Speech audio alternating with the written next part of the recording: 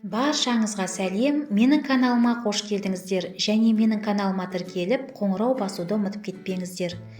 Бүгін мен сіздерге хрен, яғни ақжелкек шөбі жайында айтпақпын. Ақжелкек ащы дәмдеуіш ретінде жиі қолданатын өсімдік.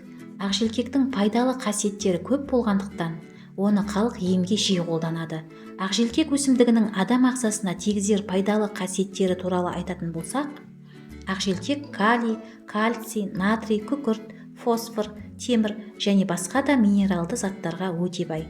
С дәруменінің мөлшері бойынша ақжелкек лимоннан да асып түседі.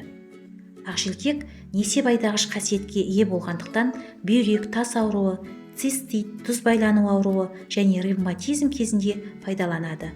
Ақжелкектің косметикалық та қасиеті бар.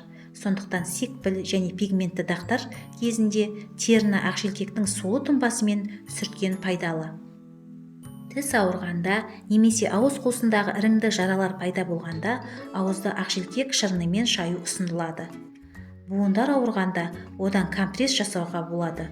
Ол үшін ақжелкек тамырын ет тартқыштан өткізіп, оған үкіштің ұсағынан өткізілген алманы араластырып, қоспаны ауырып тұрған буынға компресс ретінде қоюға болады. Желкек құрамында көптеген пайдалы заттар бар және адамға пайдалы таңғажайып өсімдік.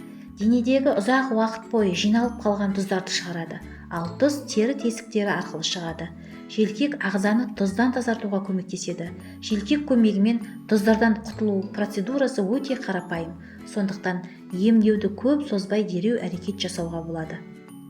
Ағзадағы жиналған тұз ауырсынудың пайда болуына әкеп соғады. Егер сіз ауыртпалықсыз өмір сүргіңіз келсе, желкек жапырақтарын шұғыл түрде қолданыңыз. Ол үшін желкекті ыстық суға екі жағынан батырып, жұмсартып алып, тұз жиналған жерге басып, таңға дейін матамен орап тастайсыз. Әр шөптің өзіндік емдік қасиеттері бар болғандықтан пайдалана біліңіз.